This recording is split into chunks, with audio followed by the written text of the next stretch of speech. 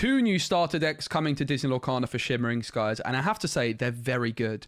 Emerald Steel, Ruby Amethyst. I mean, it already sounds good just based off the color combinations.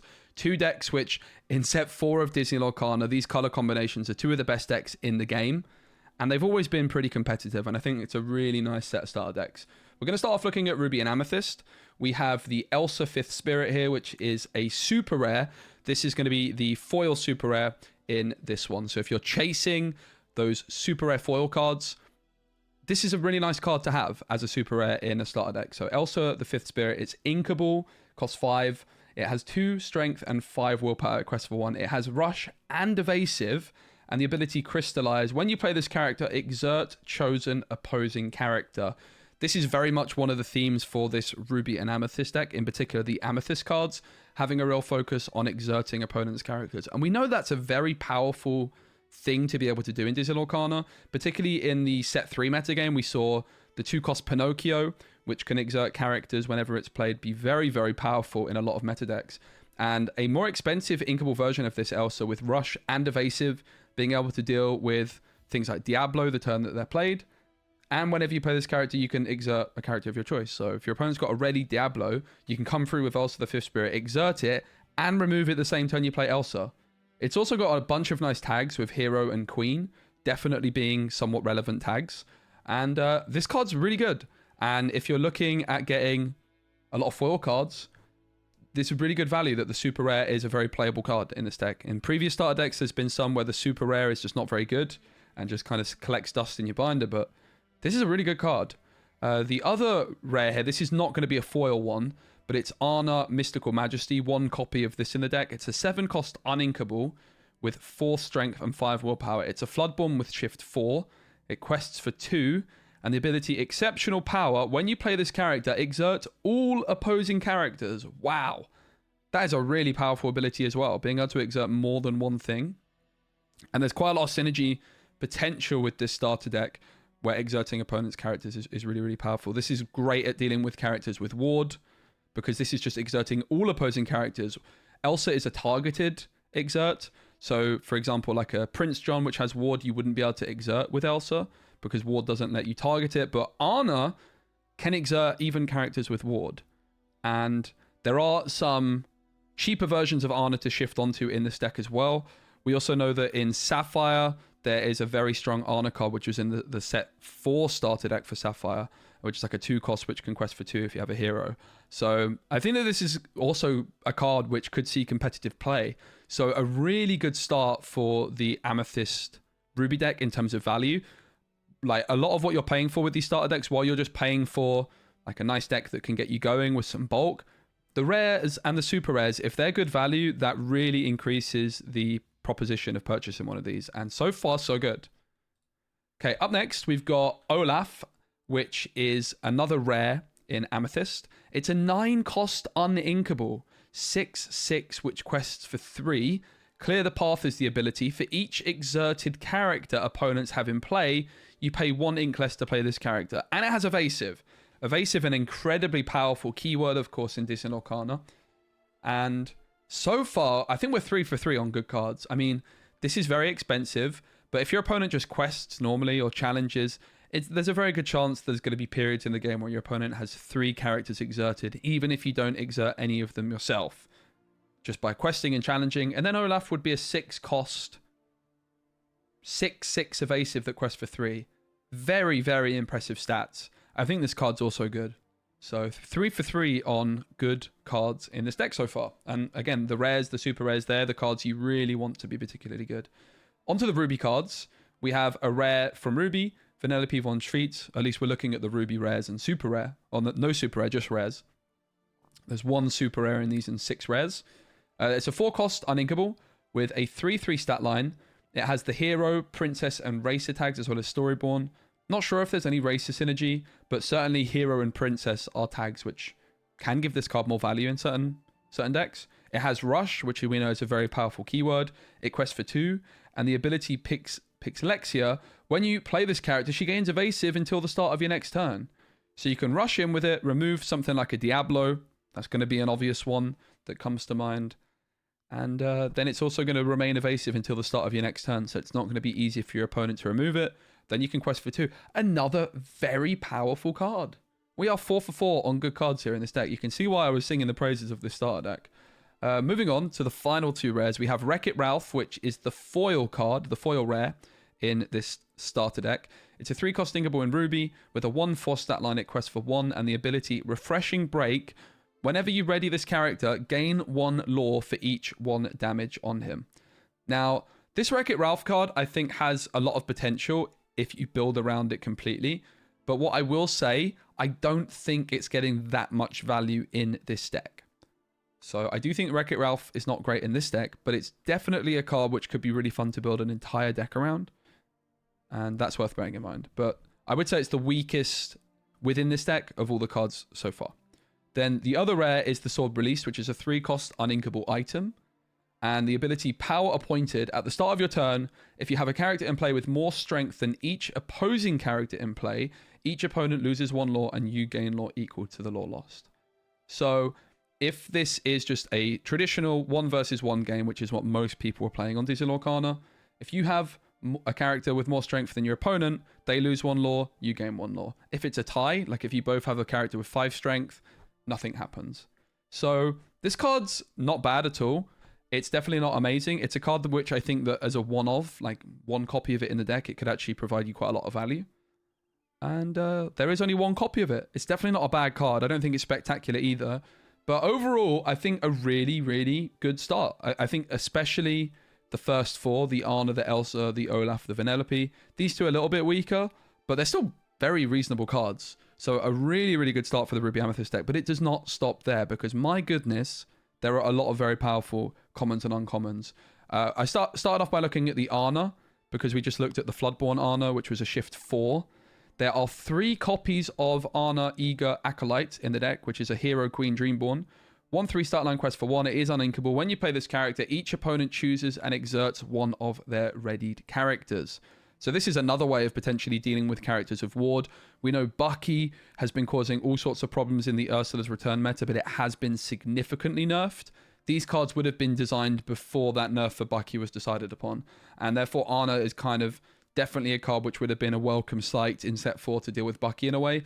Because if Bucky is the only readied character on your opponent's side of the board, or let's say Prince John, because I think Prince John's going to make a comeback in set 4. Prince John's the only character that's readied on your opponent's side of the board, as is often the case. People leave their ward characters readied.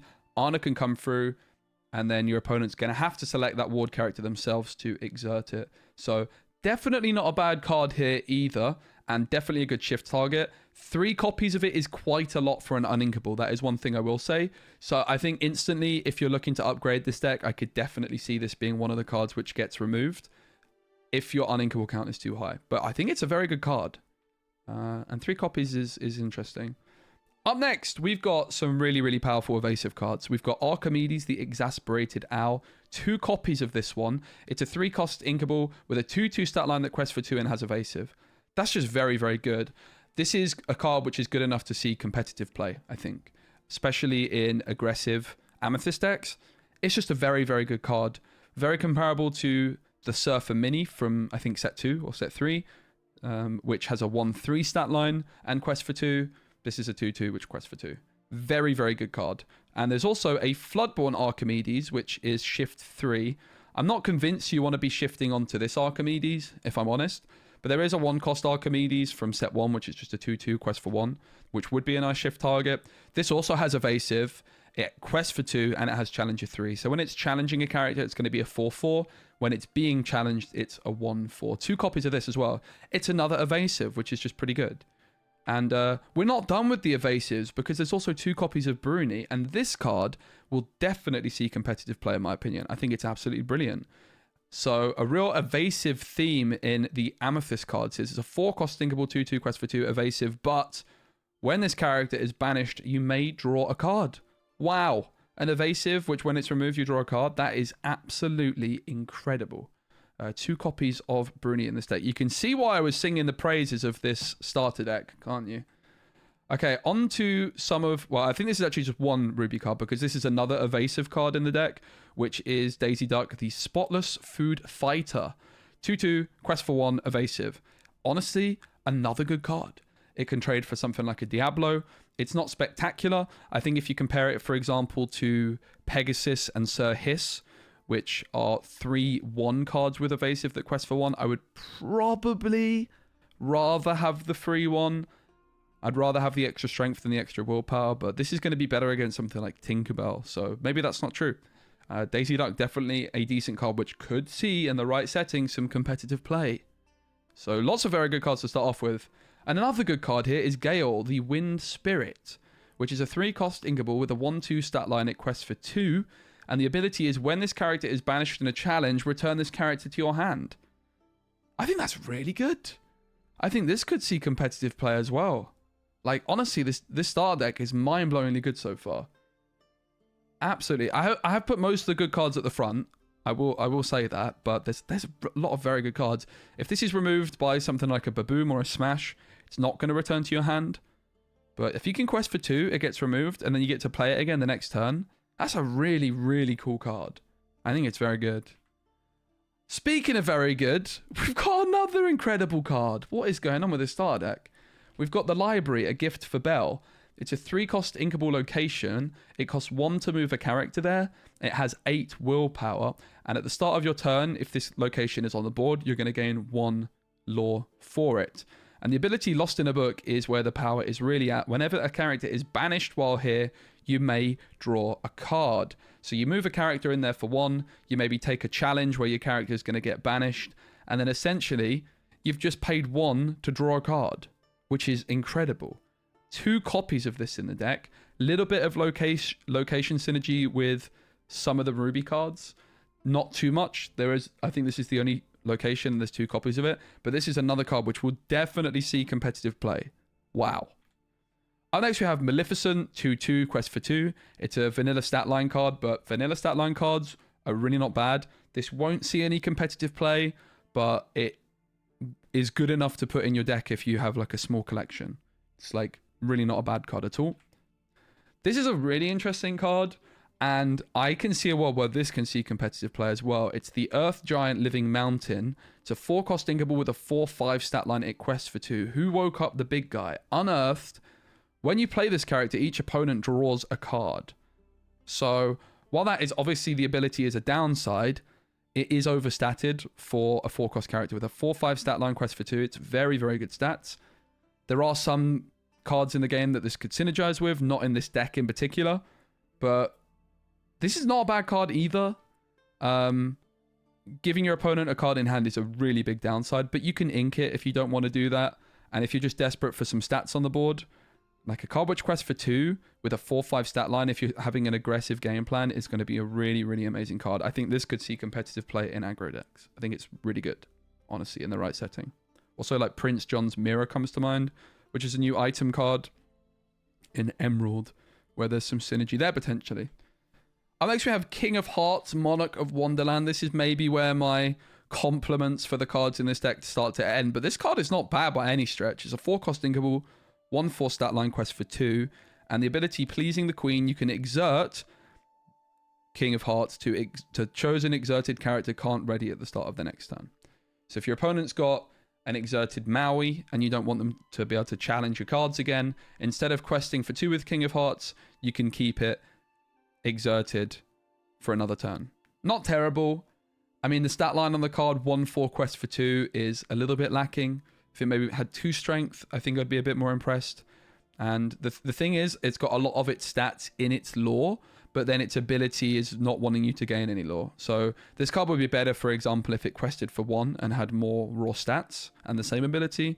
But because it's questing for 2, it doesn't have that much of an impressive stat line in terms of strength and willpower. So this is one of the weaker cards in the deck, but it's really not bad. It's an interesting card for sure. Up next, we have 3 copies of Hypnotic Strength. This is drawing a card, chosen character gains Challenger 2 this turn. This is a card which probably is not going to be good enough to see competitive play at the highest level, but it's definitely a card which is good. It is not a bad card by any stretch of the imagination, and a really nice addition to the starter deck. 3 copies of this one. Up next, we have the Knock, the Mythical Spirit, which is a 6-cost Inkable 5/5 stat line, quest for 1. Turning Tides. When you play this character, you may move up to 2 damage counters from chosen character to chosen opposing character. It's another good card. Like, this is a pretty good card. If you can move 2 damage counters from one of your cards to remove one of your opponent's cards, that is just incredible value. Very, very solid. Up next we have Finders Keepers, which is a 5-cost inkable action. Draw 3 cards. Not a bad card again. This star deck's really good. Up next we do have a card I'm not that keen on, which is Retrosphere. This is a 1-cost inkable item. The Extract of Amethyst is the ability you can spend 2 ink, banish this item, and return chosen character item or location with cost 3 or less to their player's hand. Pretty expensive. Don't think it's very good. All right, on to some more of the Ruby cards. That's all the Amethyst cards. Very, very solid. I'm sure you can agree. Up next, I wanted to highlight Glimmer versus Glimmer as an interesting card, which there's 2 copies of in the deck. You can banish chosen character of yours to banish chosen character. So, bit of targeted removal. If your opponent has a really big card you're not able to remove with your characters, you can sacrifice one of your smaller characters to remove it. And there's 2 copies of this. It is uninkable, but it's definitely a solid card. And again, could see competitive play. Up next, we have Turbo the Royal Hack, which is a 2-cost uninkable, 2/3 stat line, quest for 1. It has Rush. And this character also counts as being named King Candy for Shift. No King Candies in this deck, but 2/3 Rush. It is uninkable, but Rush is a good keyword. And next we have Snoara Rainbow, the cool competitor, which is a 2/4 with Rush.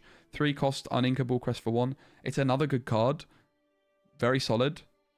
We have Tafita Mutton Fudge, which is a 1-cost inkable in Ruby. 1/2 stat line, quest for 1. The crowd favorite. Showstopper, when you play this character, if you have a location in play, each opponent loses 1 law. This is definitely one of the weaker cards in the deck, no doubt, but there is a shift target for this card, which is why it's in there. But if you're looking to upgrade this deck, this is one of the first cards I would look at removing. Even just for example, like the Archimedes from the first set, which is just a 2/2 quest for 1. And no ability, but there's that Floodborn Archimedes in this deck, right? Like, I think you're just better off with that extra strength rather than the ability Showstopper in this deck. 3 copies of this one. Another Tafita Mutton Fudge. This is just the vanilla stat line with 2/2 that quest for 2. Again, same card as Maleficent, just with a different name. Solid enough card. Particularly because there is a couple of Tafita Mutton Fudge Floodborn characters. This is a shift 2, which does make this a little bit more of an interesting option because you can play this on 1 and then shift this card in on 2. It's a 3/3 that quest for 1. And the ability New Roster, once per turn when this character moves to a location, gain 2 lore. Now, there is a card which is not in the starter deck, which has got some really cool synergy with this, which is like a location in Ruby, which I think costs nothing to move there and does some cool stuff. In this deck, this card is not really doing much because you only have those 2 locations, the library or something, which is a very good card, but there's only 2 of them. So while this, I think, could be a good card, I think it could actually be a very good card in the right deck. It's not going to be very good in this deck. Rance's Fluggerbutter, the Chocolate Charger, 4/4 quest for 1. Not very good, but it's not bad. It's not bad. It's just a vanilla stat line card. Donald Duck Daisy's Day is a 2/4. Whenever this character challenges another character, each opponent loses 1 lore. Again, not going to see any competitive play, but not a bad card by any stretch of the imagination. Simba, the Adventurous Successor. There's 3 copies of this one. I'm not huge on this card. I actually made the comment in my original reveal video that this is one of the worst character cards I've seen. I do think that was slightly hyperbolic, because this could be good in a Ruby Amethyst deck with bounce cards, as maybe like a one-of. When you play this character, chosen character gets +2 strength this turn, because you could play Simba, bounce it back, reuse it multiple times. I'm not convinced. I think in this deck in particular, it's really bad. You just rather have a 2/2 card which quest for 1 is inkable, right? This is uninkable. I don't know. It's a 1-cost character you don't want to play on turn 1 and is uninkable. That's just a pretty bad combination of things.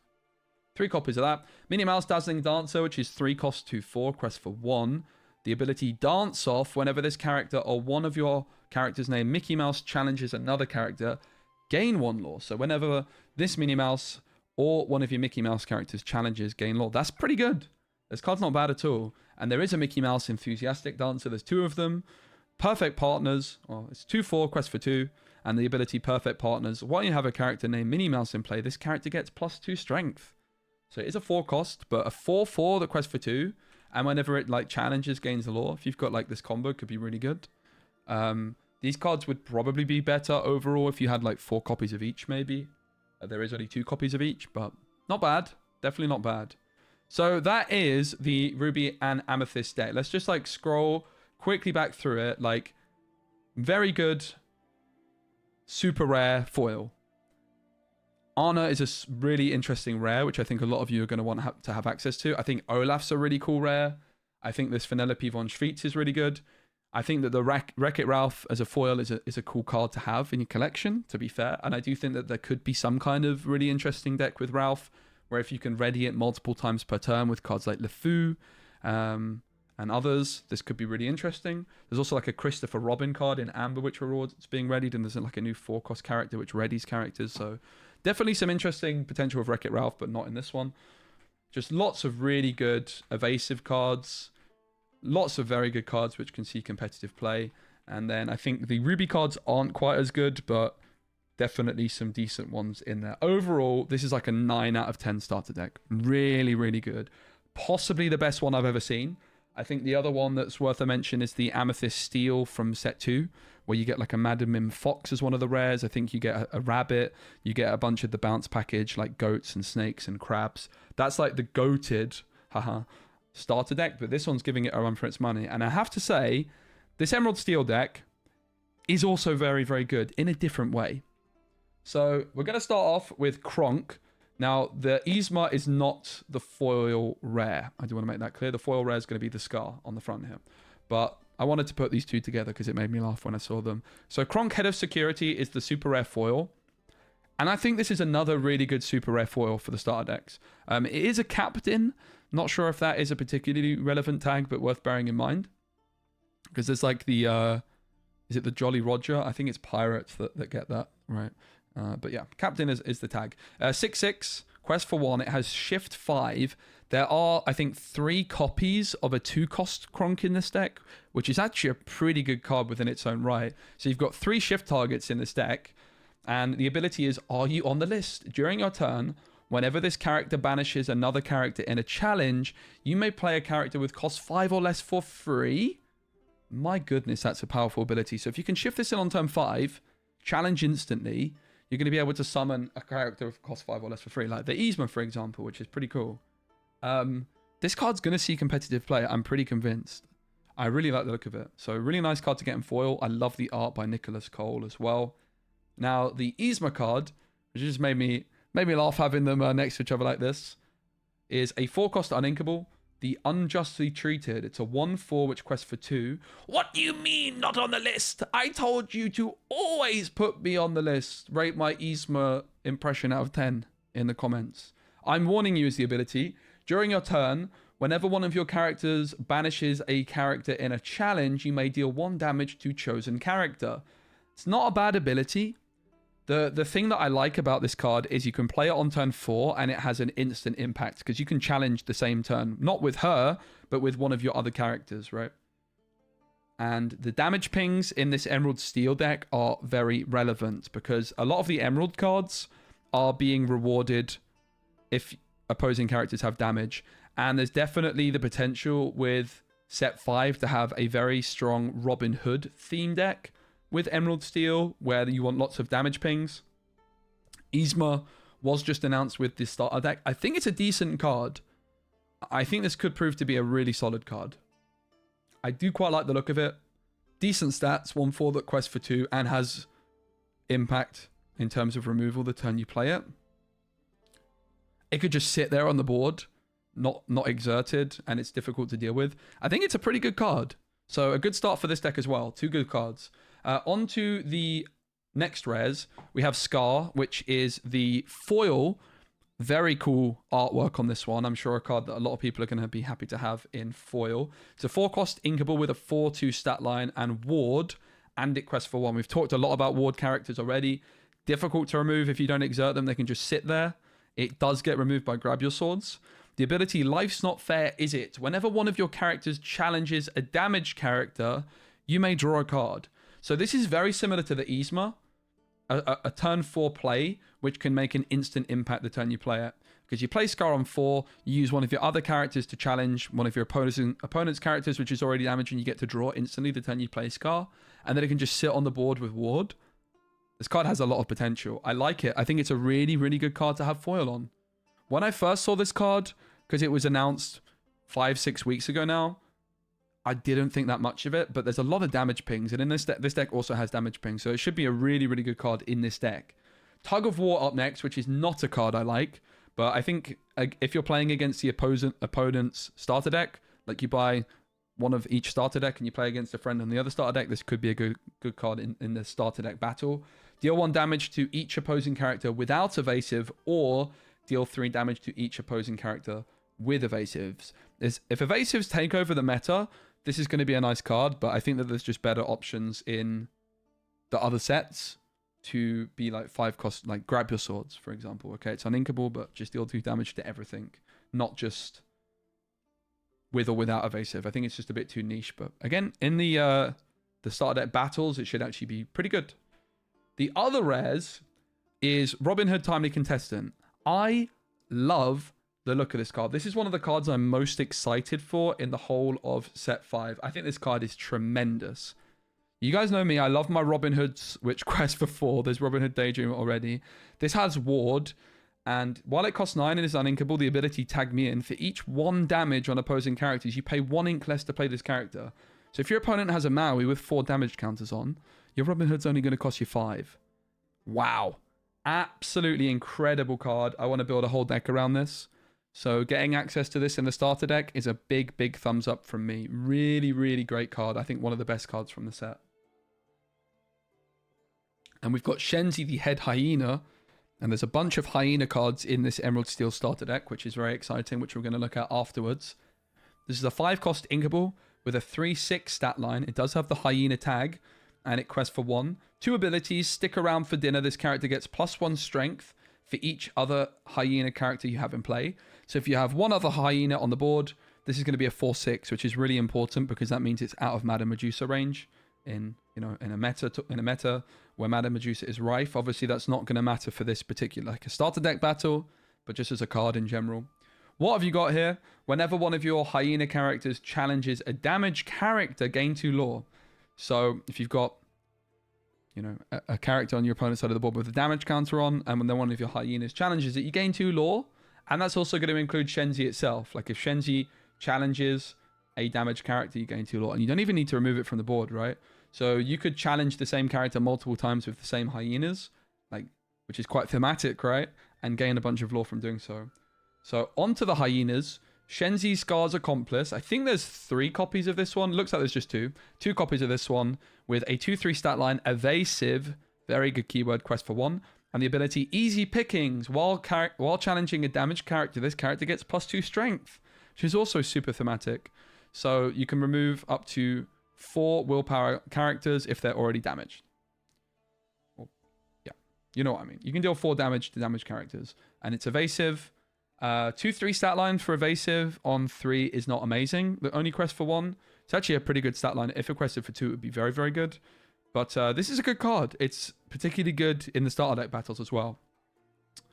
Because you're able to remove things like Bruni and the Archimedes as well, which I honestly could see competitive play, and therefore this card is actually a very reasonable option with a 2/3 stat line. That 1 willpower extra is going to mean it survives. And of course with the Hyena synergy with the Shenzi Head Hyena, this card could pop off in this deck. Very cool. Up next we have 2 copies of Ed the Laughing Hyena. This is an uninkable 3-cost, 2/3 stat line quest for 1. And the ability Cause a Panic. When you play this character, you may deal 2 damage to chosen damage character. Very powerful ability.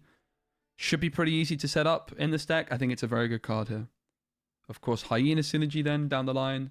After you've dealt like that 2 damage to a damaged character, if you've got Shenzi Head Hyena down on the board, you can start gaining lore as well. So I think it's pretty good. And then there's a couple copies, 3 copies in fact, of Banzai the Taunting Hyena. 2-cost thinkable, 2/2, quest for 1. Here, kitty, kitty, kitty. When you play this character, you may exert chosen damaged character. So similar to the theme of the Amethyst deck being able to exert characters, very powerful that it can do this. And it's a hyena, so you can get more lore with it when you're challenging damaged characters down the line. Pretty good. Pretty good. And finally, Ed, I think is the last hyena. 1 copy of Ed. 4 cost uninkable hyena with a 2/4 stat line that quests for 3. And the ability Rowdy Guest. Damaged characters can't challenge this character. That's a pretty good ability. Pretty good stat line on a card which quests for 3. I do like this card quite a bit. What I will say about the hyenas is while they're fun and there's potential, in the starter deck you're only getting 1 copy of Shenzi Head Hyena. And therefore, a lot of these other cards are kind of designed around, I think, Shenzi Hyena being like a card you've got 4 copies of. I'm not really convinced that these hyenas are that great overall. I think like compared with the Amethyst cards we were looking at, these cards are weaker. As fun as they look, though. They do look like a lot of fun. Up next, we've got Little John. 3 copies of Little John, but do not think that the Emerald Steel deck is a waste of time. There are some cards in here you're going to want in your collection. So just hold your horses. Little John is a 1 cost, 0/4 quest for 1. And this card's 3 copies. I don't think there's any shift targets in this deck. There is a Little John maybe in Steel, I think, which is a shift from like set 4 or 3 or 2 or something, which hasn't seen any play, but worth bearing in mind. It's not a bad card. 0/4 quest for 1. Probably just rather have a 2/2, which quest for 1 though. Up next we have Zazu. This is a great card. 5 cost Inkable, Advisor to Mufasa, 3/5 quest for 2, and it's evasive. Oh, I guess 1 quick spin through the lights won't hurt. This is going to be really good in the starter deck battles because you're able to clean up a bunch of your opponent's evasive characters and remain on the board. It's just a solid card. It is a shame that it's not like a 4/4, for example, for competitive play, because it would dodge Medusa. So I'm not sure it's going to see any competitive play at the highest level, but for this deck, it's solid. Ulf, the Mine, there's 3 copies of this. It's a 4 cost Ingable with a 4/3 stat line, quest for 2. The ability is a downside because it can't exert to sing songs. I'm not sure there's a single song actually in this deck. So if you're just playing the starter deck, this card's great. But it's not going to see any competitive play, I think. We have Robin Hood, the Archery Contestant, which is a 2/2. 2 cost Inkable, which quests for 1. Trick Shot is the ability. When you play this character, if an opponent has a damaged character in play, gain 1 lore. I actually don't like this card. I think it's really bad. It's really, really bad. If you compare it to like the vanilla cards with no ability, they would be questing for 2. So this has an ability which can gain you 1 extra lore conditionally. It's just worse than a card which quests for 2, I think. There's 3 of them. But there is a Shift Robin Hood in this deck. 2 copies. So this is the Shift Robin Hood target in this deck. And you can play that card on turn 2, maybe gain a lore, shift in with this. And in that case, if you're shifting onto it, it's actually a really good card. It's a really, really good shift target. I will say that. This is a 3/5, 5 cost Ingable, quest for 1, shift 3. Clever Plan is the ability. This character gets +1 lore for each opposing damage character in play. I also don't really like this card that much. If your opponent has 2 damage characters in play, it quests for 3. And I wouldn't be that impressed by a 3/5 which quests for 3 anyway, to be honest. So really you need like 3 damage characters, opposing damage characters in play for this to actually be good. And that just is very unlikely to happen. So I don't really like this card that much. It'll be okay in this deck, but it's not a very good card overall. Hypnotic Deduction. There's 3 copies of this one in the deck. Draw 3 cards and then put 2 cards from your hand on the top of your deck in any order. I don't think this card's great here. It's not terrible. It's a little bit of consistency, but it does cost you 2. I think the version in the other deck, which gives Challenger 2, is better. What I will say is I do think this could see play in an Emerald Amethyst Jafar deck. So if you're looking to play Jafar, this is not a bad card, I think, for that. Then we've got Night Howler Rage, which is a 3 cost Inkable action. Draw a card. Chosen character gains Reckless during their next turn. They can't quest and must challenge if able. This is not a bad card. I quite like this card. Actions which draw and have an impact on the board are decent, and I think this is a fine card. I'm not sure it's going to see competitive play, to be fair, but it's really not bad. Up next, we have a location, the Tropical Rainforest. It's a 3 cost Inkable. It costs 1 to move a character there. It has 6 willpower. It gains 1 lore at the start of your turn if it's on the board. And the ability Snack Time. Opposing damage characters gain Reckless. They can't quest and must challenge if able. I'm not really that big on this card. I don't think it's particularly good.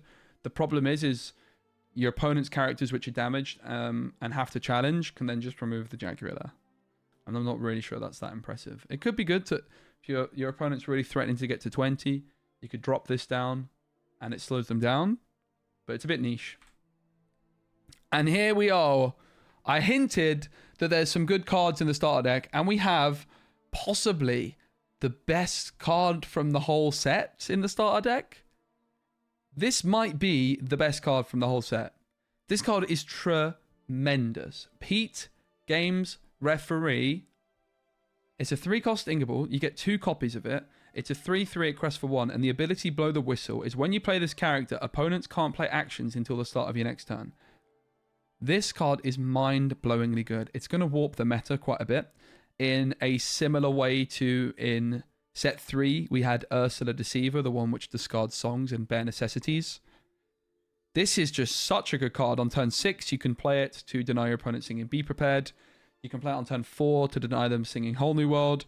In the right style of deck with Amethyst, you could bounce it back and replay it multiple times. You can sing Let the Storm Rage On and Friends on the Other Side, another 3-cost cards with this. It is an incredible card. It is an uncommon, so it's not going to be difficult to get, but you get 2 copies of it in the starter deck. That is very, very good that you get access to this in the starter deck. Incredible card. So this is going to see so much competitive play. So if you're looking to play Steel, suddenly, if you just want like this card on day 1, if you've got a tournament like very early to the release of Shimmering Skies, getting 2 copies of this could be a nice idea if you don't plan on buying many packs. Speaking of very good cards, 2 copies of Simba, Son of Mufasa. 6-cost Inkable with a 3/5 stat line. Also an uncommon, so not going to be hard to find in packs, I will say. Shift 4, it gains 1 lore. And the ability Fearsome Roar is where this card has its power. When you play this character, you may banish chosen item or location. This is going to be a meta card. We've seen how good locations are, things like Queen's Castle. Well, this is a great way of dealing with it. It's similar to Let It Go or Hades by putting it into... Oh, no, it does. Ignore me. That's there's another card in this set, Shimmering Skies. It's a Cuzco and Sapphire that's working like a Let It Go. This isn't. This is just banishing them into the discard. So you play this, you can get rid of a location or an item, and you get a body on the board. It's a really good card. There's a lot of Simba cards in the game as well. This is the first shift. So this is like almost the big thing I like about the Emerald Steel one in comparison to the Amethyst Ruby deck. Even though the Amethyst Ruby deck like has so many really good cards, this just has 2 cards which I can see being absolute meta powerhouses in, and you get 2 copies of each. This is also a really solid card, Simba Lost Prince, and a really good shift target for this Simba. It's a 3-cost Ingable with a 2/4 stat line which quests for 1. I think there's 3 copies of it in this deck. There is. Face the Past. During your turn, whenever this character banishes another character in a challenge, you may draw a card.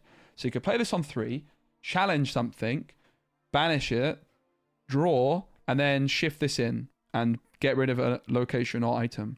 Pretty cool. This card's also just very, very solid. We have Rudy the Groove Disruptor, which is a 2/2 that quests for 1, standard card. Sure. We have the Royal Guard, the Bovine Protector, which is a 1/7, which is a new stat line we've never seen before. I don't believe on a 4-cost character. Quest for 1. Hey, I've been turned into a cow. Can I go home? This card's not very good, but I mean, yeah. 3 copies of it. It's not terrible. Sleepy the Sluggish Knight is a 2-cost Ingable Bodyguard with a 0/4 stat line which quests for 1. Yeah, it's not great. It's not terrible. Could see some competitive play. Here's the Kronk I mentioned earlier, which I actually think is a very good card. And I think this could see competitive play, actually. It's a 2-cost Ingable. The Unlicensed Investigator. 1/4 stat line, quest for 1, but it's got Challenger 1. So it's a 2/4 when challenging, which is really not bad. Don't hate the card.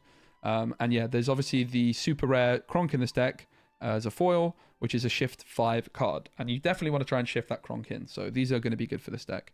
Hey, the Protective Rooster, which is a pretty good card. It's a 5-cost Ingable 4/5 that quests for 2 and has Bodyguard. This is not a bad card at all. 2 copies of that. Arthur Wart, which is just a vanilla stat line card, which is, again, very solid. We've got When Will My Life Begin? I think this is the last card. And I think there's 3 copies. Chosen character can't challenge during their next turn, draw a card. It's a song, action, it costs 3. It's not a bad card either. It's drawing and replacing itself. You can sing it. So you could sing it with any of your 3-cost characters. and that's not bad. Oh, the final card, Food Fight. 2 copies of that, which is a new action card. It's uninkable. It costs 1. Your characters gain... They can exert and spend 1 ink to deal 1 damage to chosen character this turn. So if you have 2 characters on the board, you pay 1 for Food Fight, and then for each character, you can pay 1 to exert them and deal 1. So it's going to cost you 2 for 1 damage, but it's also going to stop you questing or using abilities. It's an interesting card for sure. Definitely could be useful, but it is uninkable, which is what I don't like about the card. And again, you're going to not be questing, you're not going to be challenging, you're going to be spending ink to deal the 1 damage, but 1 damage can often be a lot, especially with all the synergies that this deck has with damaged characters, things like that Robin Hood. It's not a bad card. It's an interesting one. I don't love it. So, overall conclusions then on the starter decks. The better starter deck, without doubt, in my opinion, is Ruby Amethyst. It's just got so many good Amethyst cards that are just looking incredible to have. Having said that, I also think that the Emerald Steel starter deck is very, very solid. I think that in particular, the fact that you get access to this Pete card ×2 is really, really nice. So if you're looking to build like an Emerald Steel deck, this is a great deck to pick up, especially if you're not planning on buying many packs. If you're planning on buying quite a few packs, you're probably going to get the Pete's in your deck anyway because they are uncommons. So there's that. But this card is great. So if you're looking at not really buying many packs, you want access to Pete early on, I think this is the starter deck of choice because I also think this Simba card's good. But if you're looking for just to pick up 1 starter deck and you're looking for the better starter deck, I think it's really hard to ignore just how many very solid cards this deck had at the start, right? The library's great. Gale seems good. Bruni's great. The Archimedes seems good. I think that the Olaf, the Vanellope, the Elsa, and the Anna are all really interesting as well. Overall, a great set of starter decks. I want to say a big well done to Ravensburger. I think they knocked it out of the park with this one. Like, I love the hyena vibes as well in the hyena vibes in the Emerald as well. So I'm a big fan of these 2 starter decks. They're two of the better starter decks we've had recently, and 2 of the ones I like the look of more. If you guys would be interested in me doing any more videos covering the starter decks, where I maybe give you some upgrade paths, maybe we have like a starter deck showdown, do let me know. It's definitely something I can look at doing. Thank you so much for watching the video. I really appreciate you. If you enjoyed and watched this far, please give it a like. And let me know which starter deck you're going to be picking up. Thanks so much for watching, and see you on the next one. Cheers. Ears.